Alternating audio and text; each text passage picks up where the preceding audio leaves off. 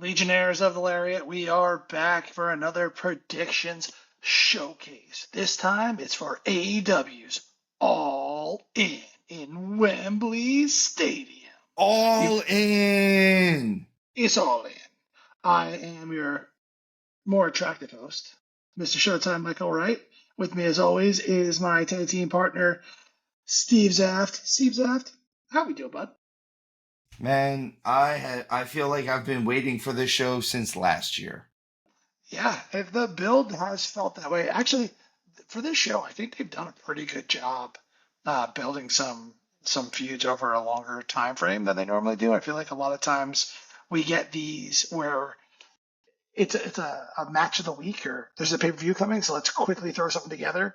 There's been quite a few of these ones that have been building for a while. They've done a really good job with the MJF Will Ospreay feud. Strickland and Danielson's been kind of building for a bit, and I like how they got there. Obviously, Tony Storm, Mariah May was a great one. Probably the best build so far is Jericho versus Hook. You just had to start already. You had to start with it. You had to start already. Listen, you're gonna learn. You're gonna learn this one, branch after branch after branch, Stephen. I hate you so much. We don't usually do this, but I'm going to kick off this one with a pre-show predictor. We won't count this towards our totals like we usually do, but maybe use it as a tiebreaker. There is so many matches that maybe a tie is in our future, and I want to make sure that if there's a tiebreaker, Steven still doesn't beat me, so that still doesn't count. So the first match is Chris Statlander, Stokely Holloway versus Willow Nightingale and Tomoshiro Ishii? Tomohiro Ishii. It's literally how you say Ishii. Sorry. Ishii. Apologies. Steven, who do you got for the prelims? I'm gonna go Willow. States institutions. The term prelims is used. Oh, sorry. That is not the answer. That was serious listening. Obviously, you guys know that all your devices are listening to at all times. That's just proof of it. You got Willow for this one, huh? You know, I do have Willow.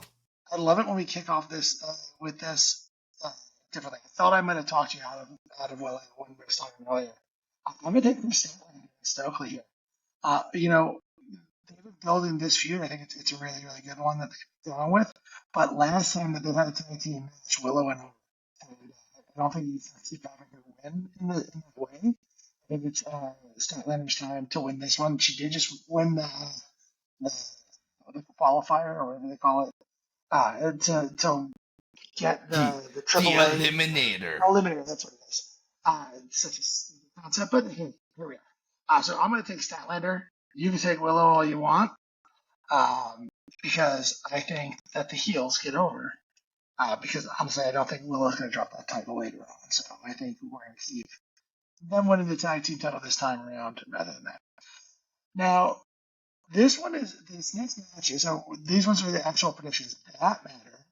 But the first match we're going to get into is the Casino Gauntlet. Before you tell me who's going to win, Steven, let's talk about who do you think is going to be in this match at all? Because we only know one person at this point in time, which is Orange Cassidy. So outside of Orange Cassidy, two people. Hangman Page is in it as well. 3 people because Evil Uno is in it as well. Y'all have it tonight? Hangman Page said he's definitely in it, and he attacked Evil Uno when Evil Uno said that he was going to be in it. So as of Dynamite on 8/21, they were going to have Evil Uno in it, and then Hangman beat him to all hell with a chair. So who knows if that is still true. Outside of that, I have no idea who's going to be in this. How many people are going to be in it? So I need to look at the rules of this match. That's the problem with these gauntlets is I don't think they really establish the true rules of this match. I think if you get a certain number of wins, as far as beating a certain number of people, no matter what, you win, hands down. So, because that's what happened with Ospreay, and that's how he got his match against Swerve, And that's why Roderick Strong was never actually involved in that one gauntlet that he said he was supposed to be in, because Will Ospreay got so many pins that they were able to say, hey, he's the overall winner. So I think that's part of it. Again, these gauntlets haven't been super explained, and I'm hoping that we'll see more of it. I do hope that we see everybody that's supposed to be in it. If you're going to have this huge pay-per-view in front of now it looks like 50,000 people, I definitely think that you should have as many of these people as you can, especially if there's going to be a few new signings. Hint, hint, wink, wink. I want to see Ricochet. I want to see Ricochet in this match more than anything else. But like you're right, I want to see Moxley in this. I want to see maybe some people we haven't seen in a while join this match. There's a bunch of talent in AEW that really kind of seem to have fallen into the shadows. This would be a cool moment to bring them back to the forefront, maybe kick off some things. I don't know if Joe's still hurt, or I don't know. He went through the wall. I know, fourth wall. That'll put you out for a minute. But the Gauntlet may be able to bring him back. That would be a cool reintroduction of him here. So I would like to see some of those things. So Steven, I know who you want to pick. I know you can go the easy route here. Pick someone you know is going to be in it. And so other than Orange Cassidy, who do you think is going to win this? Hangman Adam Page. Honestly, it just. I don't want it to be. I would love to say that it's going to be one of the surprise entrants. I'd love to say that it's going to be Konosuke Takeshita. It's not going to be Takeshita, though. That means he'd have to wrestle him. Yeah, he'd have to win at a major pay-per-view, and we're not doing that. At this point in time, like when was the last time we'd seen actually do something? Like when was the last? Like was it the ladder match where he really had his last match? The TNT ladder match, I think was the last time, and then just before that was when he had the IWGP title match against Moxley. Yeah, or the eliminator match. It wasn't even a title match; it was an eliminator match, and One Arm Moxley won. I would like to see him because he knows Death Jitsu. Obviously, because I would love to see him. That's a perfect person for this. So you got Hangman. I got a question for you. Let's see how we can get this. I want to choose a mystery, someone who I don't know is in the mix. Now, can I revert this pick if they don't join this? If they're in, I'm in. Yeah, why not? I'm going with Chad. You want to pick a second one just in case he's not there? Yeah, I'll go Page with it. Because you're probably right. You're probably even right. If Ricochet's there. If he's there. But I want to give them the benefit of the doubt that Ricochet leaving WWE was such a big deal. It was I feel like people became bigger fans of him because of him leaving and being mishandled. That they're going to push him here if he eventually comes here, and we haven't heard anything about him recently. We haven't heard anything, and it's been a while, and there was no 90-day no compete clause because his contract just expired. Yeah. Same thing that you've got with Bobby Lashley and MVP and all these guys. Their contracts just expired, so there's nothing to hold them back from going to work. Jinder Mahal could be one that shows up here. Jinder Mahal would be a cool one. I keep saying this because I don't really know what his contract status is. But No, that's not it. I don't believe it. I don't believe it. I only would think that it would be hilarious if he would it would be epic, and especially over the course of a month, basically. He will have been involved in world title stipulation matches for TNA, NXT, and AEW at that point. I absolutely okay. I'm changing my pick. It's Joe Hendry. It's Joe Definitely. Hendry. No, We believe it's not Joe no, Hendry. It's not. It should I'll be do it. Joe Hendry. I'll do it if you do it. Mm. It should be Joe Hendry. It should be Joe. I actually keep saying this. I know I think I've said this to you, and I know I've said it on the show in this past week's episode, that I would love to see AEW, since they can't have the working relationship with TNA anymore, them have a more prominent working relationship with some of the bigger name guys for like OVW and the NWA, since those are kind of the only two other big American groups that they've got going, or MLW or something like that. And I would love to see like EC3 get in there or something like that. Like that would Yeah. be a cool little nod. I don't think you see OVW because of all of their WWE roots. And I know that they're not technically affiliated, but NWA could be really, really cool. Like with you in the EC3 thing. I'd also like to see Mac Cardona show up. He has kind of a relationship and he's kind of a free agent. I think it could happen. I think that they only won't use him because right now, I know he doesn't have a contract with them, but he is working specifically with TNA.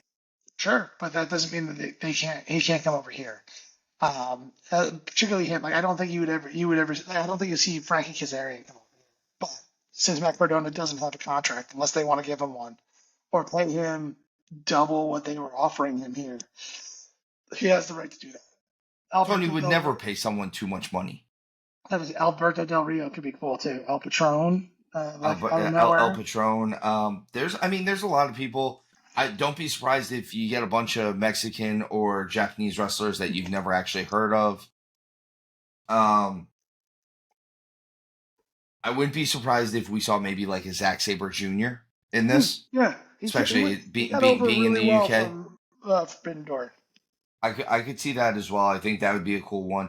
There's a lot of this.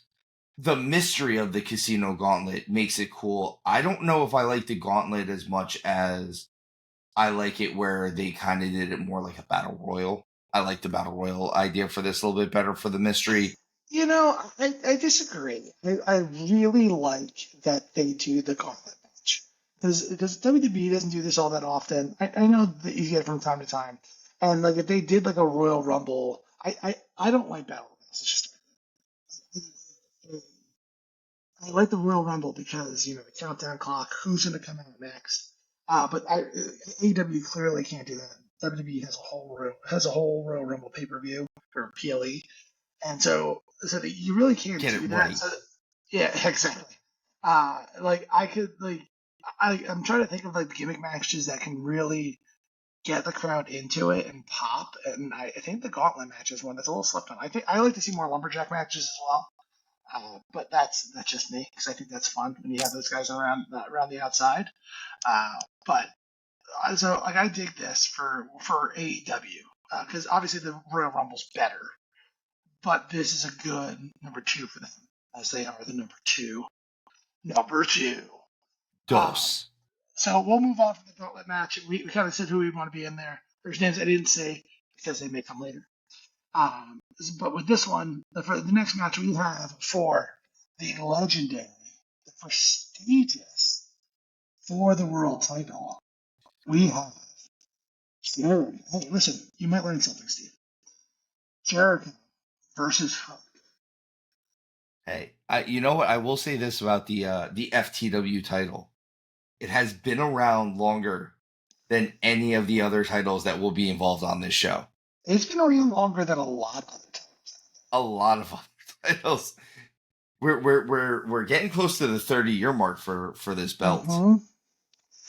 Steven, what do you have? I don't think there, especially since this is last chance for him. I don't see any world where Hook doesn't win this one. Okay, so for this match, I have Jericho losing. I have Hook winning. I have Jericho losing. I think that we might get Taz involvement in this one in some way, shape, or form. How is he going to stand up? I don't know. He'll do something. Listen, forklift Tazplex. Forklift Tazplex. I mean, if he rolls in, just flips the whole ring. In a giant orange forklift. Mm-hmm. Yes. big 13 on the side of it. Be awesome. Everyone will love that. Everyone. No one will love it. But I could see. oh, and you know Tony will pay for the rights to his ECW music. Oh, you know he'd come out and you'd hear "Survive If I Let You," and like War Machine by Kiss will just start jamming out. He might actually pay for Kiss to play. I mean, at Wembley, isn't there like an epic Kiss concert from at Wembley? I don't know. What's it called? I could see him getting into like the Taz mission if he goes near the announcer table, because I feel like Taz could pull that off. And is it going to be on? And now here's the thing: is it going to be on Jericho, or is he going to throw it on Big Bill? Like, I can't reach up there, man. And I know. We just said I was setting you up. We just said he can't even stand up. How's he gonna? There's no way. But he might do it to what's his name, Brian Keith. Maybe I could see it. I don't think you see Taz get involved. I don't think he's up for it. Not talking smack. I don't want to see Taz get hurt. I don't want to see him tear 2 quads. Trying to. He's not Vince McMahon. What I mean, like things like that happen, particularly when you have no business doing that stuff. I mean, it's fair, but forklift Tazplex. I think we've already spent enough time on this. I've learned enough. Fair. For the next one, we have for the TNT title, because now we're going to get into the title reign. In a coffin match, we have Jack Perry. Actually, every other match on this card will be for a title. Yep, this is the title gauntlet. The Jack Perry versus Darby Allin, a coffin match. What are you thinking here, Steven? I think this is one of the hardest ones. This is actually my hardest pick. Actually, the two involving the Elite are my 2 hardest picks. Truthfully. Yeah, I got thoughts on that one too. Let's take it. I actually think Jack Perry retains. Perry retains. Do I want to go against you? So I'm on the fence here. So fun fact: that Darby Allin's never lost a coffin match, or at least that didn't. Yeah. So I really could see Darby Allin winning this belt. And honestly, I think the redesign of the TNT title actually feels more like they made it for Darby Allin rather than Jack Perry. So I think, do you know what? I'm going to give you a chance here, Steven. I'm going to go against you in what I think is the hardest one for maybe no other reason, but it's the hardest match and each of us should pick one. So I'm going to go with Darby here. This one's just really hard for a lot of reasons. I'm not sure what route they're taking with the Elite right now. I know they just did stuff with Okada where he finally defended the Continental title and he held on to it. How in the world is Okada not on this card? Why wasn't this Continental Championship against Claudio set up for this match? Or for this show? The $15 million man. Like, if you had to pay him per match, how much do you think he's getting paid per match? He's at like a couple. This isn't the first time a Japanese wrestler has said this. They said it with Riho because of the amount of times that like she had to she couldn't come over because of like work visa issues and stuff like that. But like if you like look at her contract compared to how many times she actually wrestled, it was something where she said she got paid like I don't know $100,000 a match. It's like essentially he's making $5 million this year, essentially, because he got like $15 million over 3 years, and he's wrestled 5 times. Yep. I mean, it's a shot in the dark, but I haven't seen him wrestle that much. And nothing overly like impressive. Like he was in the Blood and Guts match, and he had the match with Pac, and like he had the Forbidden Door match as well. Was that him? I thought that was him and Pac. No, the Forbidden Door one was against the Acclaimed and the guy who ran New Japan. Oh, that's right. Yes. What? Yeah. That's right. The Ace, the Acclaimed Ace, or Scissor Ace, and then Scissor Ace, yes. Scissor Ace versus. That's right. But realistically, he hasn't done anything like the money that they're paying Osprey is fully worth it. He definitely is getting substantially less per match. And he's wrestling. I mean, He's wrestling almost every single show. For a guy that only shows up for one show a week, he's still kind of doing more than Okada is. Mm-hmm. And like you said, I'm surprised that he's not on the show. He's the biggest name in recent Japanese history, and you don't have him on your biggest show. He's part of the Elite. This is their biggest show of the year. I don't get it. I don't see why he wouldn't be here. Unless he shows up in the gauntlet match. But like that even feels a little off. Like you'd have a champion enter the gauntlet match. That seems weak sauce. Well, to be fair, like isn't Darby Allin the number one contender for the TNT title and the world title at the exact same time? Yes. So, like, yeah, that's the thing. Crazier things happened. This is AEW. There's a lot of crazier things that have happened. Where the rules don't matter and where the points don't matter, and we do whatever we want. So it's like the goddamn Savannah Bananas. Yeah, it's exactly that. I'm looking forward to this match.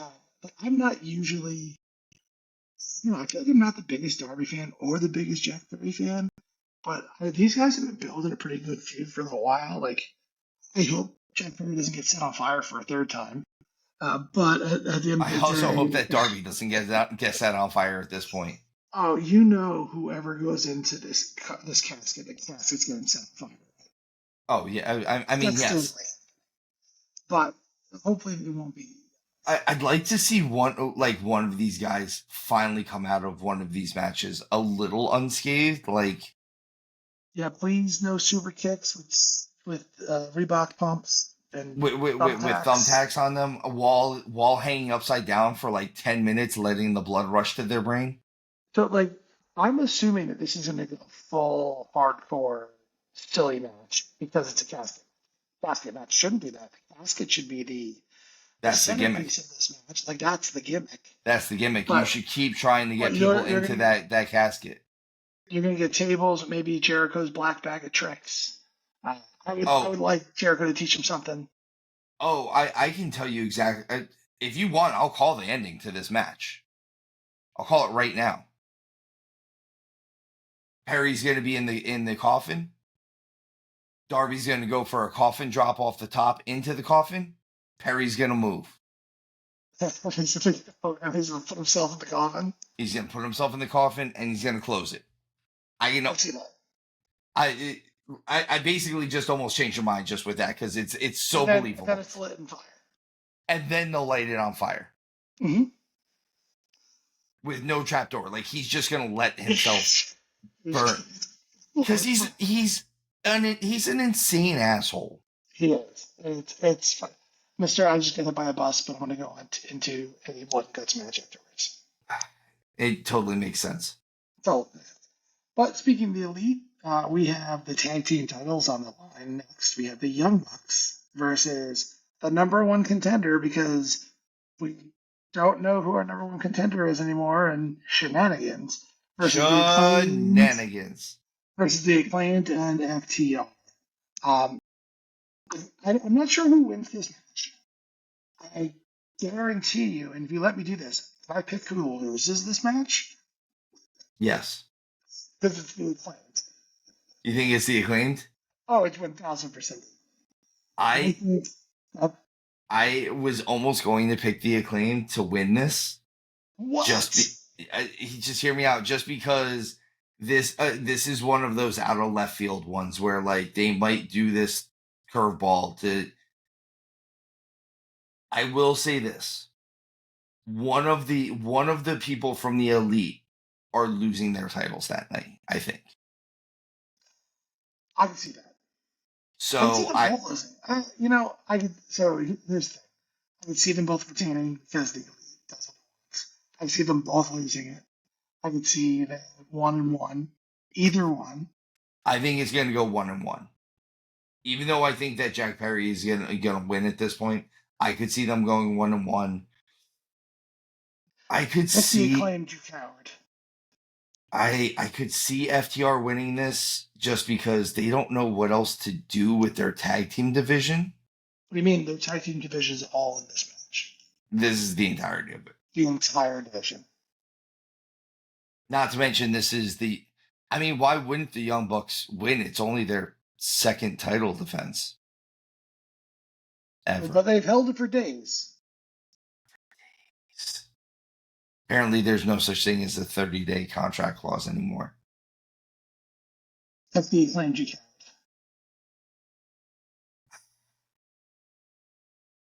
I'm going to pick the acclaimed. Yes. I'm going to pick the acclaimed. It's wrong. I'm actually saying it now. It's going to be wrong. I just want to pick the acclaimed to lose. So, I'm going to do 2 points if they win.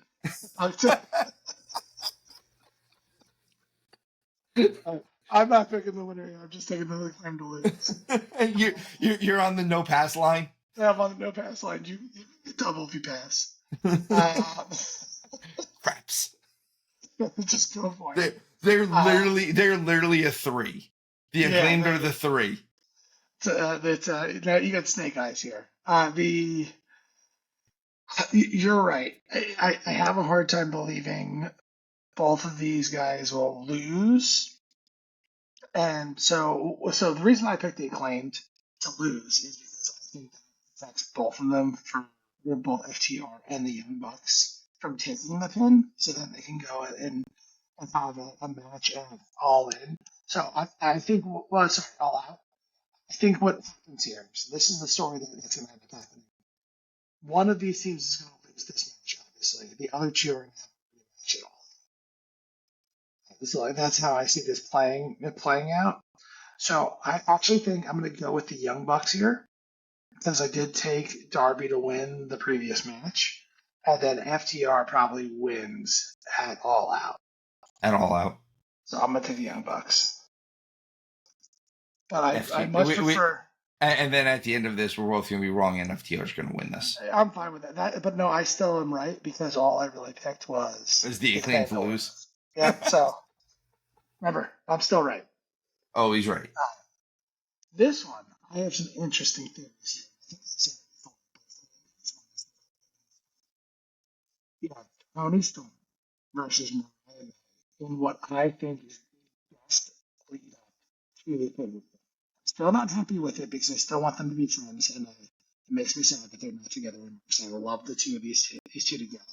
I mean, even Mina Shirakawa said that she doesn't understand why this is happening. But I know. Oh, I've already went on there. The previous episode, you can see the rant. Why? No, that makes sense. They just triple kissed like 8 weeks ago.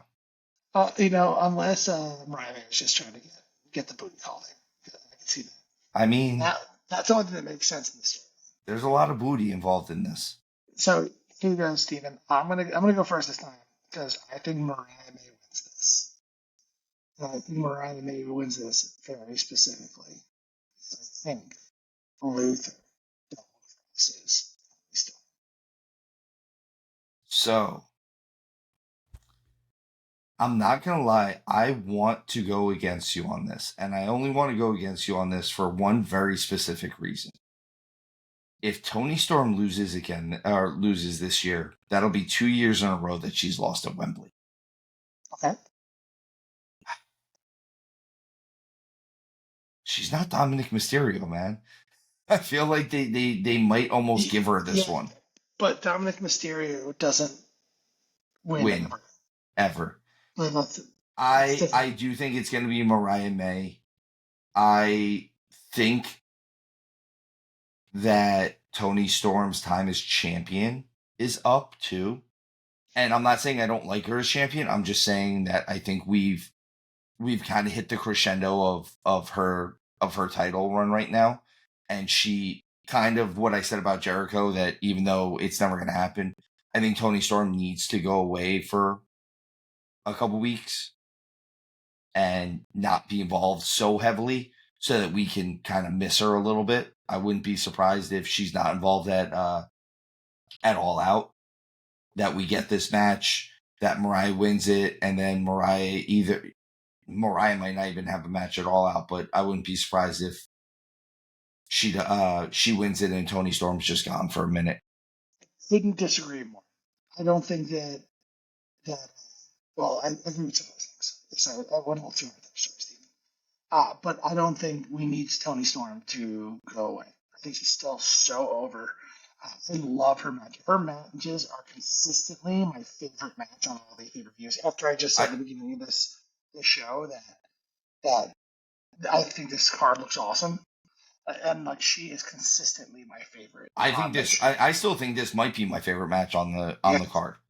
I mean, there's some good ones. Versus Ospreay probably. Here's the thing. I don't think it's going to be the show stealer match. Mm-hmm. I think it's going to be my favorite match, which is hugely different. Like, there's going to be the match. I think MJF Will Ospreay is probably going to steal the show, although Swerve and Danielson is also going to be a banger.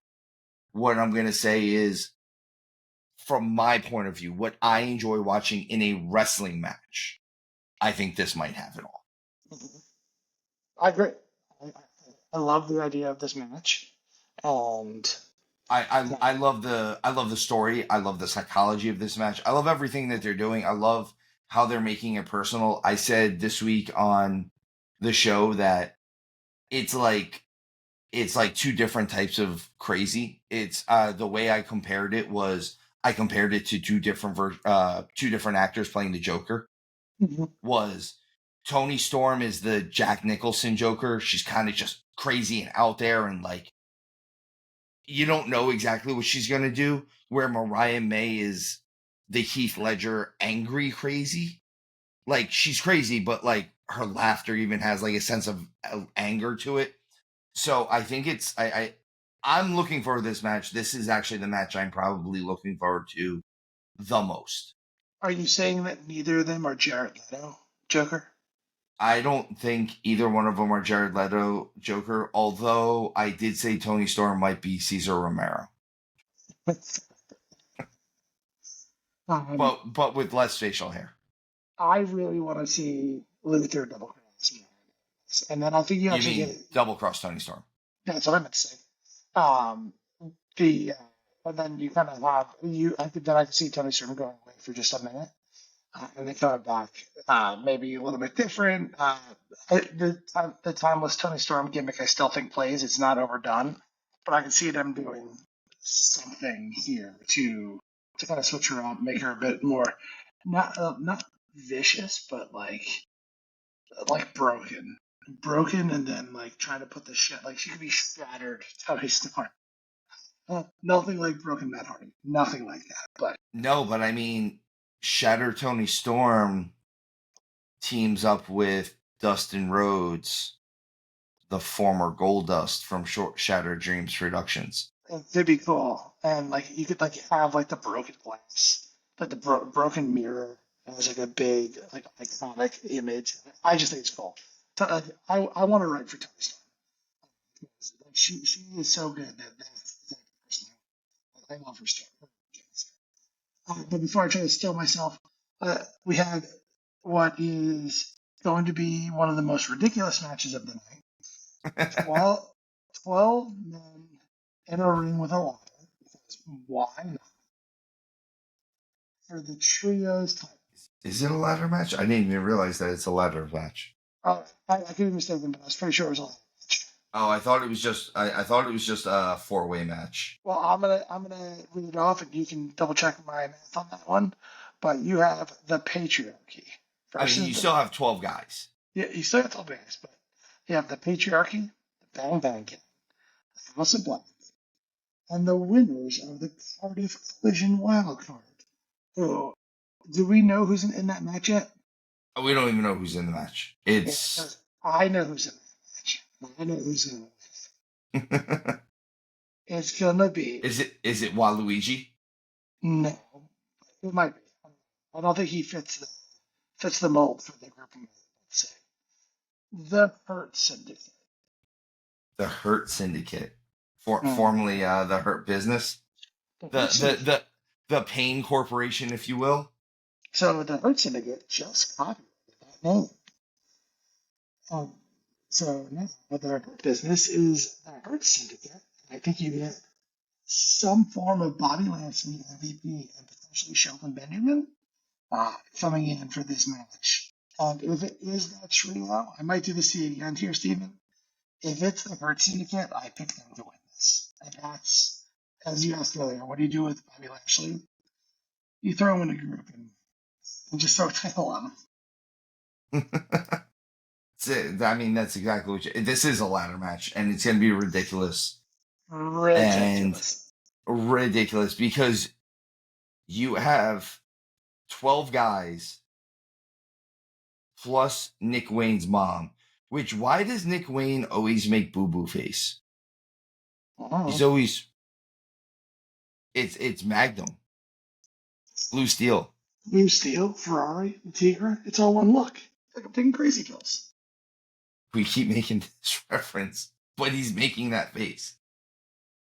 Can we change this from the Trios title match to the Jamokin title match? Because there's going to be some Jamokin in this match. There's going to be some Jamokin going. So much Jamokin. There's just so many people. Can't they all just fight the whole time? Like, you don't need to see it happen. You're a Jamoke. You're a Jamoke. You get a Jamoke. You get a ham. What do you think, Steven? Who do you think takes this one down?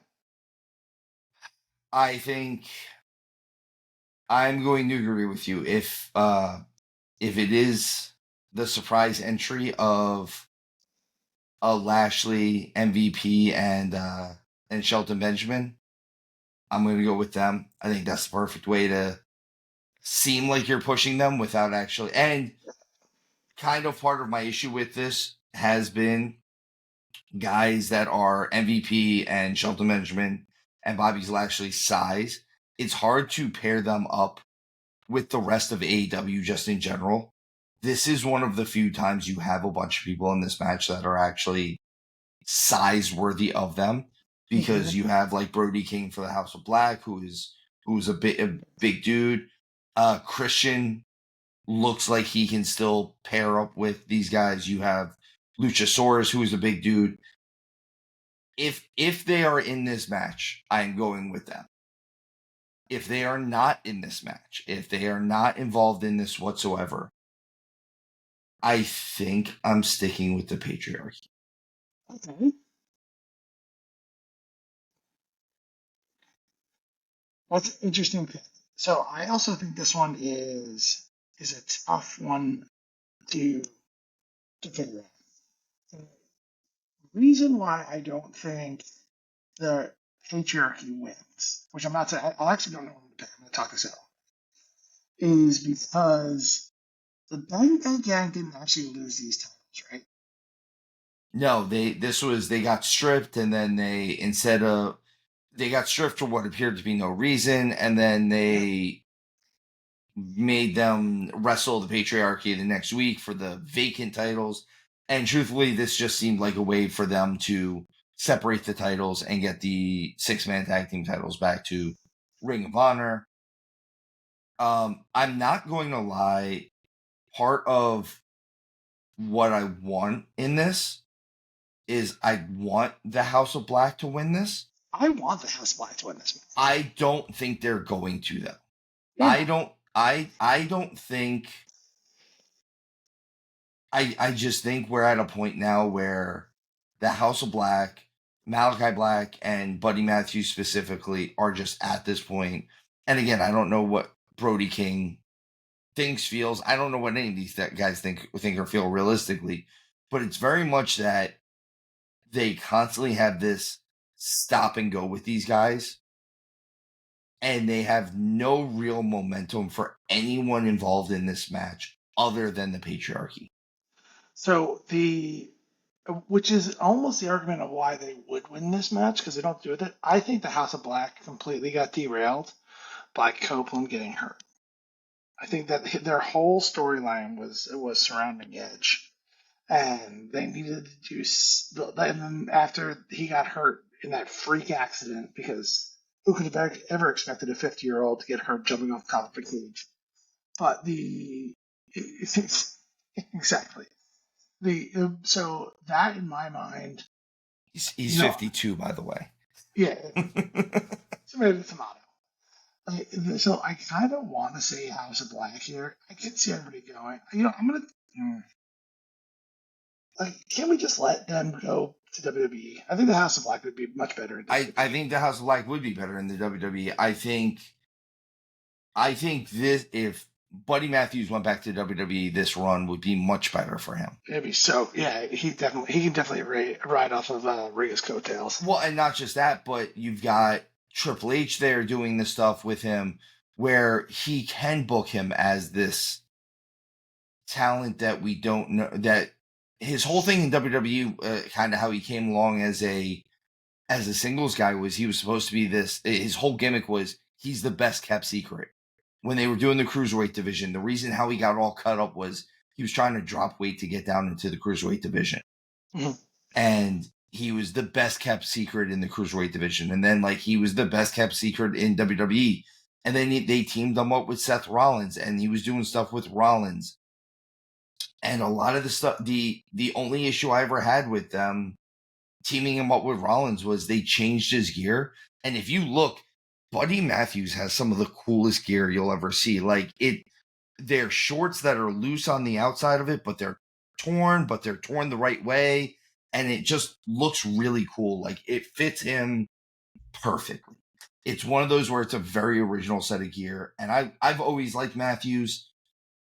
I like Malachi Black as well. Honestly, the only member of the House of Black that I kind of could care less about is Brody King. And it's not that I don't like him. Yes, what you said.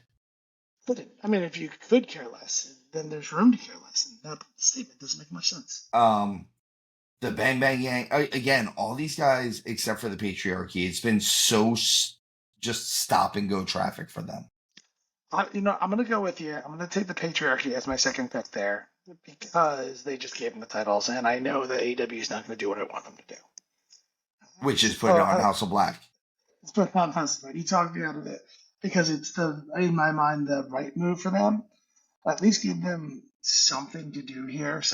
And I don't think they'll do that. So let's go Patriarchy. And for some reason, they can't get off of Christian.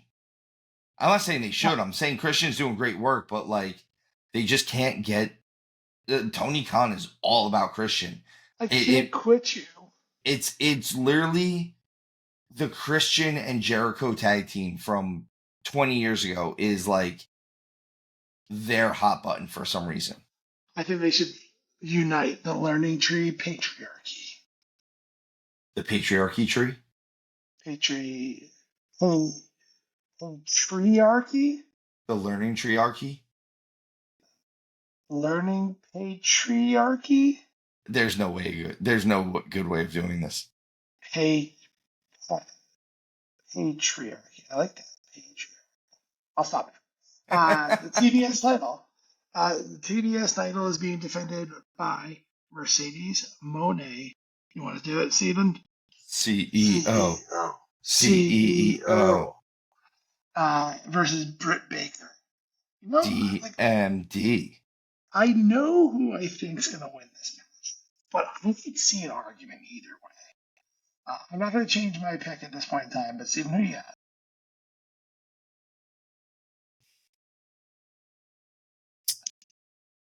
This is another hard one, actually. This is one of those shows that there's quite a few up in the air. I'm going with. I don't know why I want to keep saying this, and I feel like it might almost be wrong. I'm going with Mercedes. Yeah, no, that's who I had the whole time as well. I have Mercedes. I think it's funny. Their they're doing the same thing with Mercedes Moné that they were doing with Britt Baker years ago, where they keep bringing these people in to make Mercedes Moné a legitimate threat and make her like they bring in this top talent and bill them as this top talent. Like they've won world titles everywhere, and then they bring them in and let. Years ago, they were doing it with Britt Baker when she was the AEW Women's Champion. They would bring in these people and then just let Britt Baker smash them.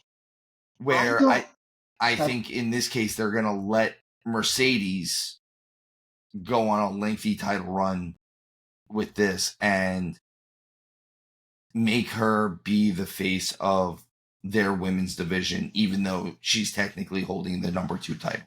I hate how the TBS title feels like a bigger title than the women's title. It makes no sense whatsoever. That's like saying the TNT title is a bigger title than the AEW World title. Yeah. Like what the what?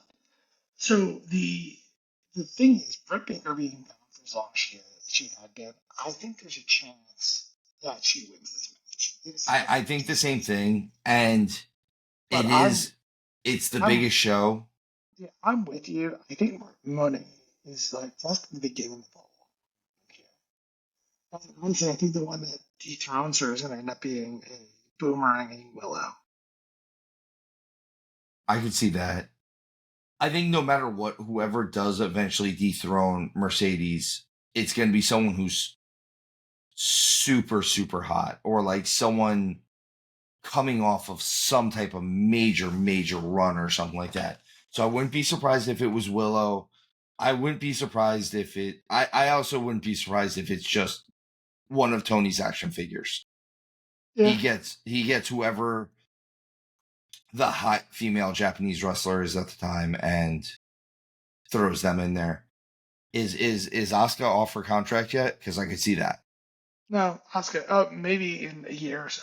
Yeah, she's still pretty locked in. But I think Monet wins this. I think that there's not that there's no way, but I think she's definitely the favorite in this match.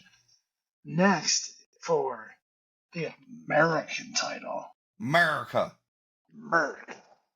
You have MJF versus Sir William Ospreay. The Billy Goat, if you will.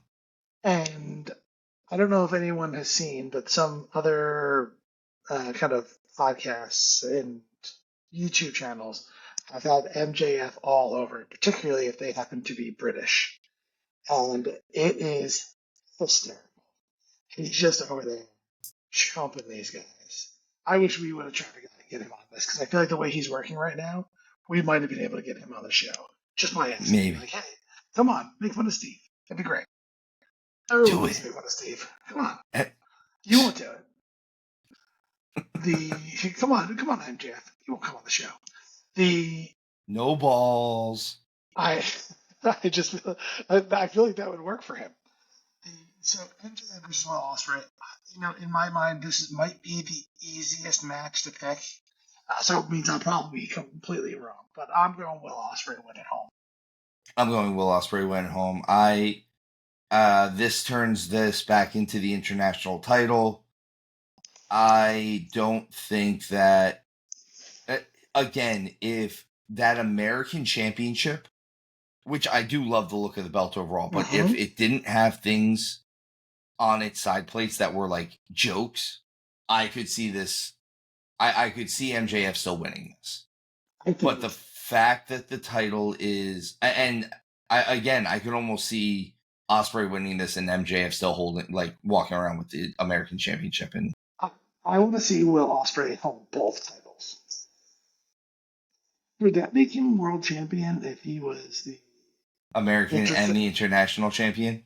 Like, that would make him the world champion, essentially, right? That's how that would work. 1 + 1 equals. Do they maybe like change the name of it, like it's the international and the domestic championship? They might, maybe just double up. I'm really excited about this match. I think there's no way that Will Ospreay loses. I think that they have another rematch in All Out. No, they can't have the other rematch in All Out. No, you're right. Whoever wins this gets Pac. Okay, fine. They'll get a third. think this is a I think they'll get a third match. I wouldn't be surprised. Best of 7 right now. I wouldn't be surprised if they get a rubber match in on like a Fight for the Fallen Dynamite or whatever they have, or the Fighter Fest or whatever they call them. They have all these weird names for dynamites. They're just dynamites, by the way. But I wouldn't be surprised if they do one of those. I could also see MJF immediately transitioning from this and going right after whoever the world champion is after this show. Well, the This isn't what's called? Isn't Darby Allin the world champion and the Casino Gauntlet winner is going to be the world champion? Does MJF win the Casino Gauntlet and then later on defend his title against the Wall Street? It's a very MJF thing to do. Is very, or they open the match with they open the show with MJF and Will Ospreay. Ospreay wins, and then MJF puts himself into the gauntlet. That's a real possibility.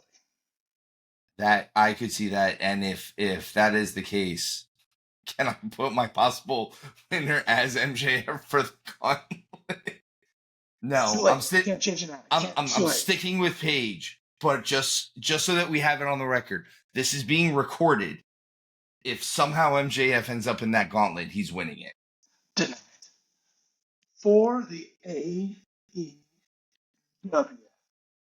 World Championship, we have the champion, Swerve Strickland, versus the American Dragon in London. Sounds like a bad 80s movie. Brian I think I own that on DVD. It might. They didn't make it on Blu-ray. No, it was a cassette tape from the bin. We have Swerve Strickland versus Bryan Danielson for the world title. Steven, what are you thinking for this main event? So, first of all, I think this is going to be an awesome match. Agreed.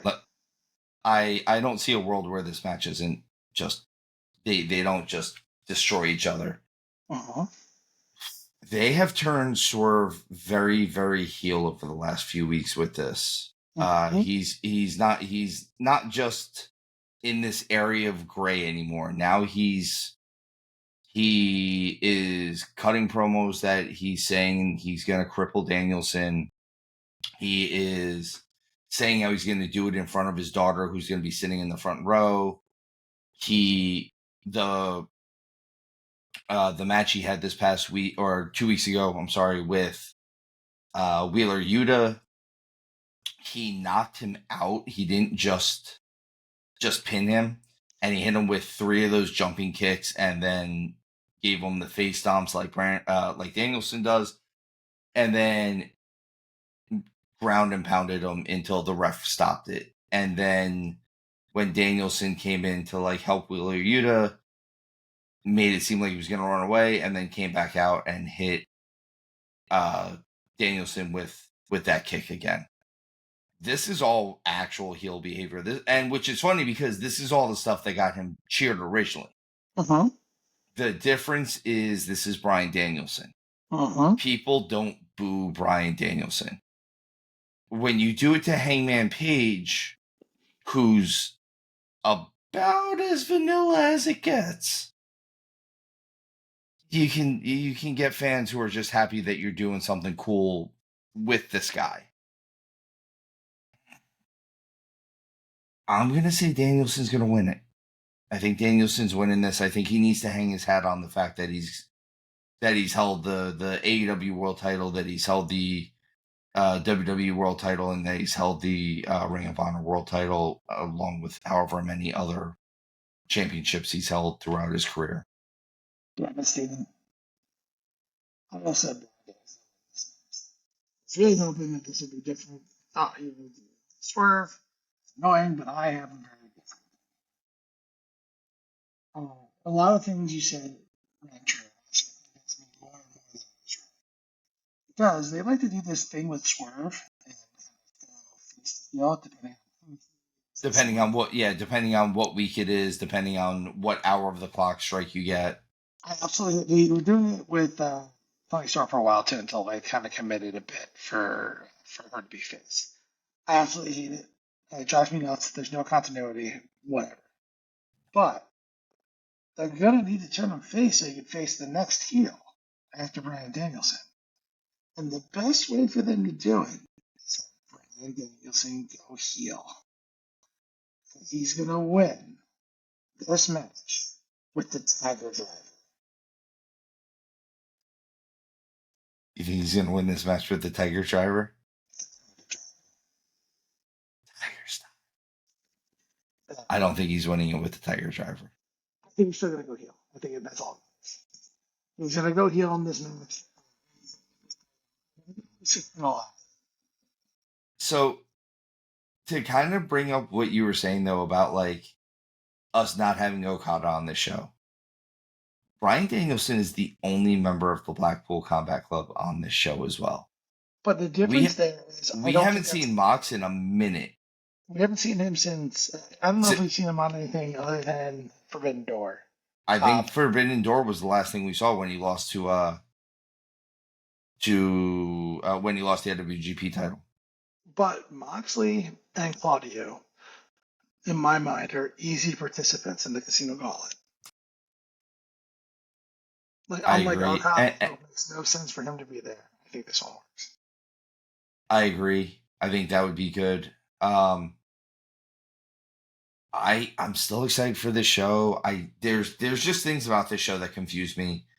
We have on the main show, we have 1, 2, 3, 4, 5, 6, 7, 8, 9 matches, 8 of them for titles, 1 of them for a number 1 contender for a title.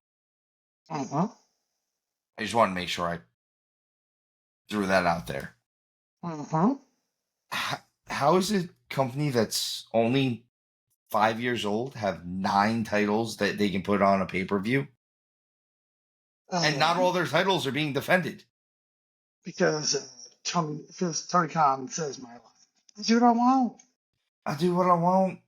He, not to mention we say all the time he likes to collect his action figures. I mean, what's the point of having action figures if you don't have accessories? Saying. So, folks, those are our picks for All In. Do us a favor. Like and subscribe below. Let us know. Let us know what your picks are. Tell us. Tell us why we're right. Why Steven is so wrong on everything he does.